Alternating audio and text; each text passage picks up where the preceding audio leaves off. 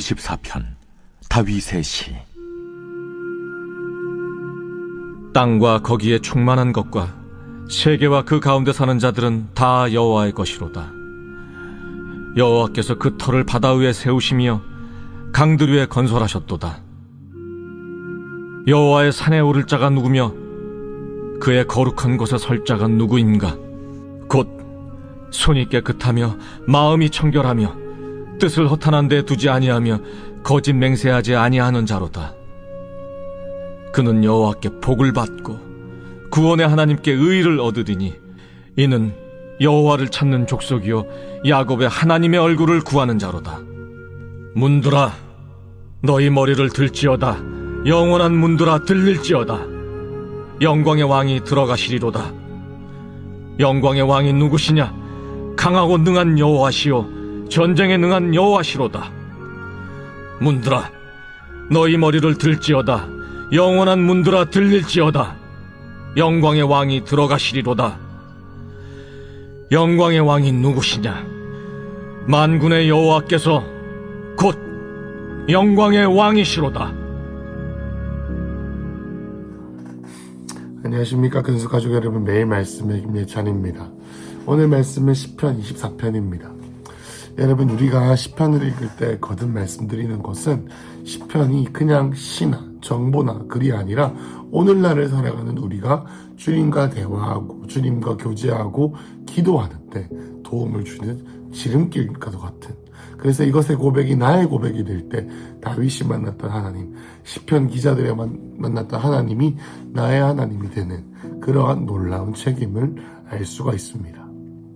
특별히 이 시편 24편은 기란 여아림이라고 하는 이곳에서 법궤를 가지고 다윗이 지금의 예루살렘 그리고 또 시온이라고 하는 여부수 땅을 쟁취한 다음에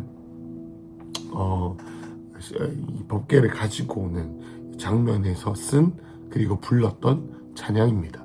그리고 또 이것은 나중에 성전으로 들어갈 때 많은 이스라엘 백성들이 불렀던 찬양이기도 하죠. 그래서 우리가 이것을 생각할 때 다윗이 이 하나님의 성전으로 들어오시는 임재를 상징하는 이 법궤, 그러니까 하나님 자체를 상징하는 이 법궤, 그 하나님에 대해서 어떻게 표현했는지를 보면서 우리의 하나님을 느끼고 예배할 수 있었습니다. 자, 우리 1절에서 3절에 보면은, 2절에 보면은 땅과 거기 충만한 것, 세계와 가운데 사는 자들이 다 주님의 것이고 여호와께서 그 터를 바다 위에 세우시고 강들을 건설하셨다.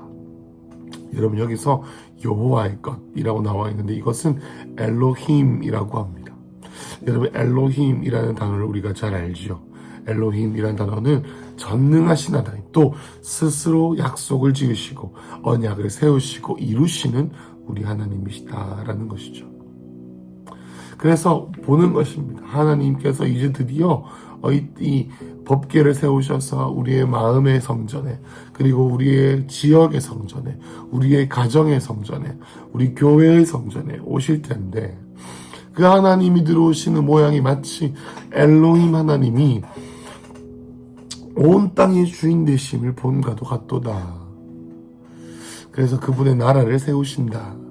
그런데 3절을 보면 여호와의 산에 오를 자가 누구며 그의 거룩한 곳에 설 자가 누구인가. 여러분, 이것을 읽을 때 저에게 떠올랐던 말씀은 계시록에 있는 말씀입니다.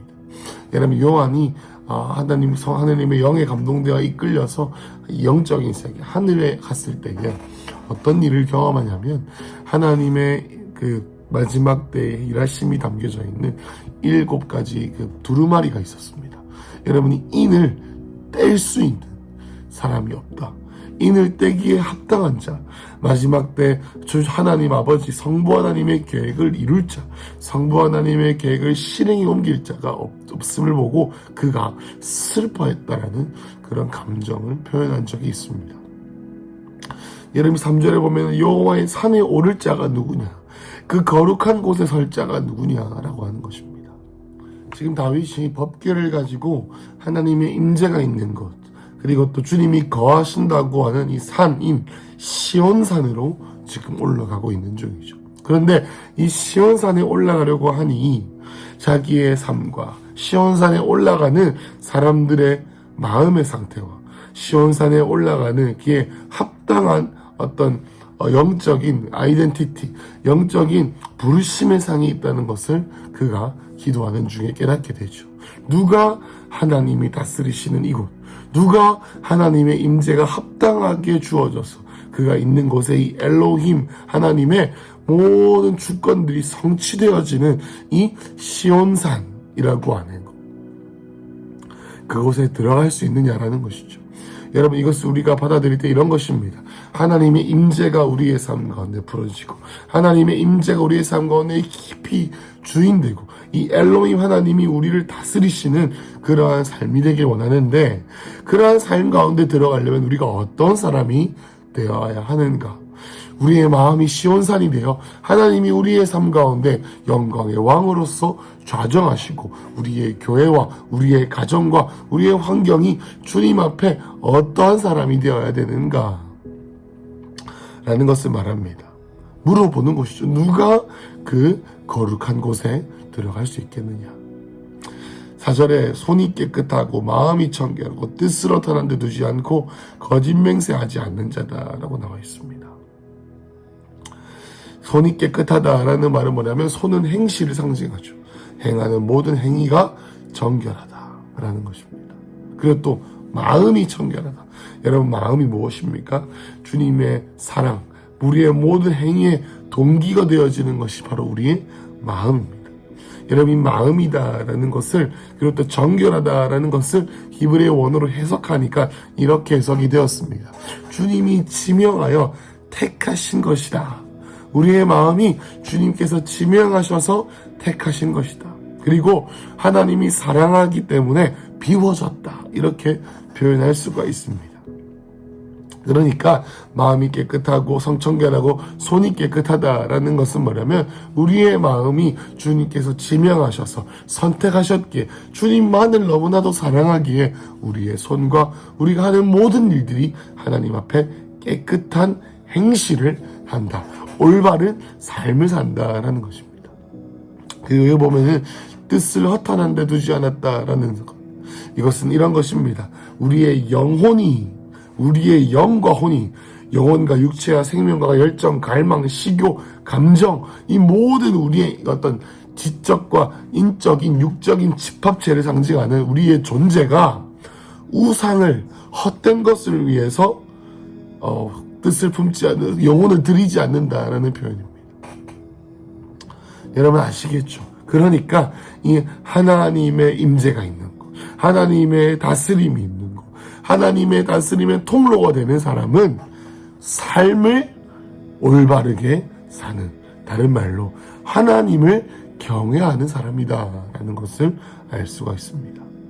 5절에 그는 여호와께 복을 받고 구원의 하나님께 의를 얻는다. 복을 받는 것뿐 아니라 여호와께 의롭다고 얻는다라고 하는데, 이것을 이렇게 표현할 수 있습니다. 의롭다고 인정받을 것이다. 인정받는다라는 것을 조금만 더 쉽게 표현하면 하나님의 살아계심을 그에게 보여줄 것이다. 그가 하나님을 위해 경외하는 삶을 살았던 것에 대한 응당한 열매를 맺게 될 것이다 라는 것입니다. 그런 사람들이 6절에 여호와를 찾는 족속, 야곱의 하나님의 얼굴을 구하는 자. 여기 여호와를 찾다, 야곱의 하나님의 얼굴을 구하다 이렇게 나와 있습니다.